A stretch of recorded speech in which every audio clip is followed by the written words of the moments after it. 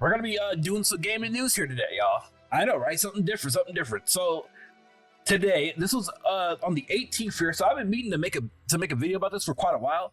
I just been times has been a little bit different for me. All right, I haven't had enough time to do so. Basically. All right. So with that said here, Owlcat founder breaks down RPG budgets and Larian's impact on the genre. We can't invest 200 million to make Baldur's Gate 3. So with that title, it's like I get that, with Baldur's Gate, they, I want to say not with Baldur's Gate. Larian Studios tried to do like a Baldur's Gate game for many, many years. Keep that in mind, y'all. And so with that said, I get where they're coming from. All right. I really do get where they're coming from with this. All right. But the thing is, though, is that it took time. They have to do Divinity Original Sin, Divinity Original Sin 2, and then they had to get the license from Wizards of the Coast, and then, Baldur's Gate 3 was a possibility. It took them 7 years, but also, or 6, well, really 6 years, but also they had the additional funds through early access too. So the game was already out technically, but, not finished up because it was in early access. So RPGs have always been one of the most difficult and risky games in terms of production. Here's what Owlcat Games founder CEO Oleg has to say about the challenges posed by rising costs, as well as the success of Baldur's Gate 3 in the tech on the industry. Now, the thing with that part said there is this, though, is that Baldur's Gate 3 did have a major impact in the industry because Baldur's Gate 3 is literally one of the most polished games out there, at least in my opinion. Like, if you play Baldur's Gate 3, you'll get what I mean by that. Like, the game felt great. You're able to beat it from start to finish with like there was bugs in it. I'm not gonna say there were no bugs in it, but like at least you were able to finish it and have it, enjoy it. So that was the cool thing about Baldur's Gate 3. Now, with a lot of modern AAA games, especially like the most recent one here, Dragon's Dogma 2, the game comes out not even polished. So that's like it kind of fucks. You know what I mean?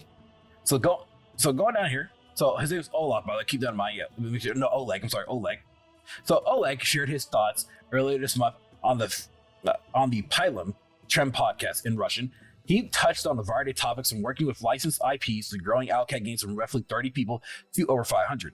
But this article, let's focus on budgets in the RPG market. Below are some tradeways. Budgets bigger isn't always better or easier.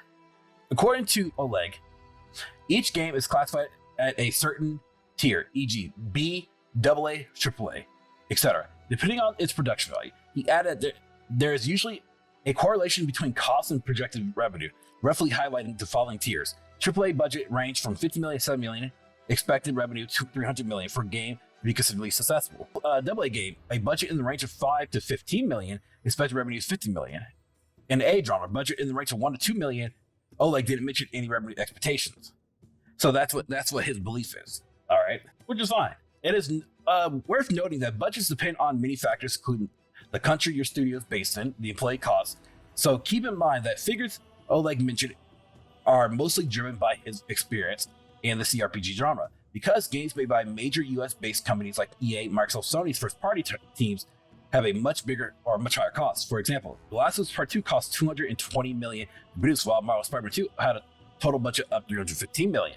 Okay, so it is true to the fact that yes, if you have a publisher as big as such as Sony, Microsoft, and EA, then yes, you can back these bigger games because you know that these games are going to fly off the shelves. Now, keep in mind though that a lot of these games basically do have a brand behind them. As in Sony. Sony is known for a lot of their compelling single player games. Microsoft is known for a lot for their brand. I can't really say single player games because Microsoft's they've been doing a lot of different things these days with their consoles and stuff like that. So that's a thing there with them, so that's funny as that sounds. But yeah, I get it though. So Owlcat's previous titles, the Pathfinder series and the Warhammer 40k Rogue Trader, were all AA. So their budgets were all in line with the second tier mentioned above. While many think that it's better to aim higher with each game, pouring more money into production usually makes things more difficult, which is, again, it's true because you're trying to up the ante. So it's very true. The studio now working on a larger project, and the process is radically different from its previous titles in terms of workflow, planning, and communication, posing new challenges and risks. Oleg noted that while Kingmaker was made by a team of 30, the new unannounced game already involved 150 people, adding that you need to have a strong will and desire to even step into this field. He also believes that making successful games doesn't mean you'll be able to pull off a AAA production. And investing 50 million in a project doesn't guarantee success in those hypothetical 300 million, which is true. But you also, when it comes to Owlcat, though, you have to build your name up. You're building your name up and you're building your brand up. So that is something that you got to do. Like Owlcat is known, but it's not known by many, and it's going to be hard for them to get their name up because again, Baldur's Gate 3 did up the ante for a lot of games coming out in the future. And so with Owlcat, though, they're not. Some people like if I were to ask somebody like, do you know what Owlcat Games is?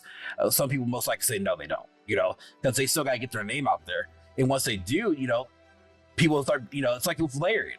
Larian finally got their name out the door because Baldur's Gate 3 was a smash hit, especially in an industry where they're not really like when AAA games are focusing so much on live service and microtransactions and so on and so forth. Like, get Michael out of here. Yes, I call microtransactions Michael transactions. Just a funny pun, So with that said, though, the studio is now working on a larger project, and the process is radically different from its previous titles in terms of workflow, planning, and communication, posing new challenges and risks. Oleg noted that while Kingmaker was made by Team of 30, and I'm not saying the rival 150. Okay, I think I just read that. Okay, hold on. I did. Whew. Sorry. Okay. He also believes that making successful AAA games doesn't mean you'll be able to pull off AAA production, and investing 50 million in a project doesn't guarantee success with these hypothetical 300 million in revenue. To make a $50 game. To make a 50 million game, you need, I'm exaggerating here, 300 to 400 people, and they have to work in unison and not waste money to make sure that all pieces come together in the end. This is not trivial at all. And let's put it this way, Oleg said. So not every studio should always strive for a bigger budget, according to Oleg. There are a lot of companies that are perfectly fine with staying in the indie niche, building a reputation and making money while creating their games. Now, yes, that's what I'm talking about, building that reputation. But at the same time, though, you don't want to diminish that reputation by like building like Owlcat here. Owlcat is known for epic single player games or AA games, but then you don't want to just turn around and just be like, all right, we're creating a live service Pathfinder shooter game or something like what? That's going to turn a lot of people off because you're building something that you're basically known for, at least in my opinion. So what Baldur's Gate 3 changes for the industry? Oleg himself hasn't completed Baldur's Gate 3, saying that even though I love Larian games dearly, I just don't have enough time to finish it. He simply called Baldur's Gate 3 a phenomenon, saying that no one has ever invested so much money in an isometric RPG. All right, so in this quote here, and he quotes, in this quote, Baldur's Gate 3 has a gigantic budget. Few studios can actually afford this, let alone put so much money into an isometric game. I know this was already the second game for Larian that was a hit or miss situation. When you invest all your money in one shot and then wait to see if it hits or not, good for them. They are brave people. It is clear that they're not doing this in vain. But again, we can't invest, say, 200 million to make Baldur's Gate 3. We don't have that kind of money yet. And I don't know how any company in the world that would invest so much money in the CRPG. So, well, again, the difference with Baldur's Gate 3, at least in my personal opinion, is that, Larian had, the Divinity series. It took them multiple games actually to kind of like get their name out there with the Divinity series. And then they had to take that shot at Baldur's Gate. It's a risk, which I'm actually proud of because a lot of game developers don't like to take risk anymore. It's like, I will say that because you don't know if your game's going to be a flop at the end of the day, especially if it's a multiplayer shooter or multiplayer kind of game. And, Larian deserves everything they went through basically. But no, that's interesting there. I will say that, definitely say that.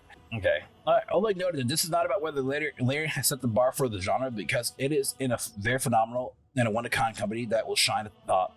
While he believes that other studios will continue to dig their niches, he agrees that Baldur's Gate 3 is a new benchmark for the games or for the genre in terms of quality and execution in certain elements.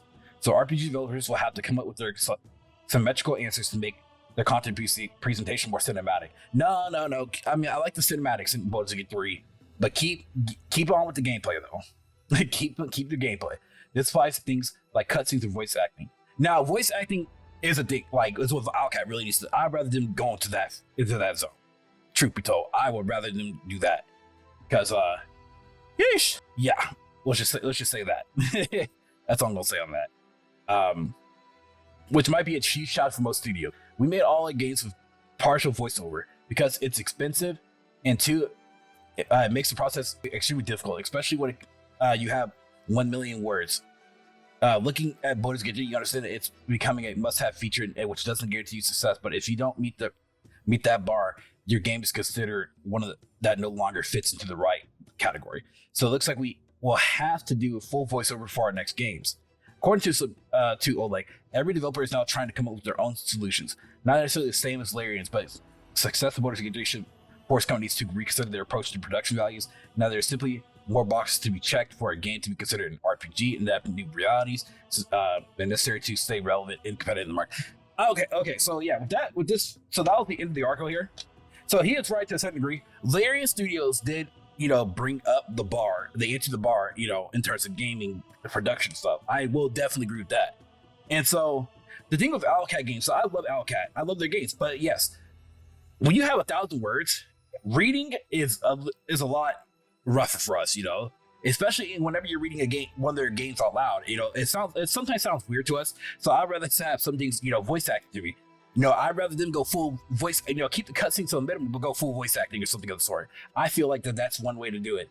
But I feel like with their budgets and ongoing budgets, what they could do is just start to, so Larian wasn't a hit either. It took them 6+ years or 10+ years in order to get where they need to get to, And Owlcat, you have, for what I know of for sure, is that, they have Pathfinder Keymaker, they have Wrath of the Righteous, and now they have Rogue Trader. They have 3 games in their name, and I feel like that it's going to take them time, but they'll eventually get there to that Larian Studios production value, And once they do, I feel like as though they'll be fantastic because in games in this era right now, in this generation, again, it's all about live service. It's all about microtransactions, optimizations. They don't come out optimized. Why isn't your game not optimized, at least playable? Because when it comes to a video game, for me at least, optimization really does matter.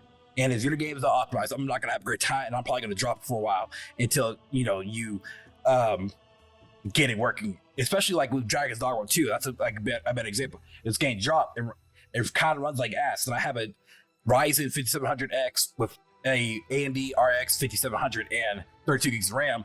And you would think that game is supposed to be, do well, but it just doesn't. So hopefully when Owlcat drops the next game, which they say they have a couple of projects in the works, hope that they do quite well. So what I want you guys to do, let me know in the comment section below what you guys think about Owlcat's statements of the gaming industry. Y'all agree with them, y'all disagree with them, let me know in the comment section below. And thank you guys for watching. Much appreciated on that. Please leave a like and also hit the bell notification down below. Thanks for watching.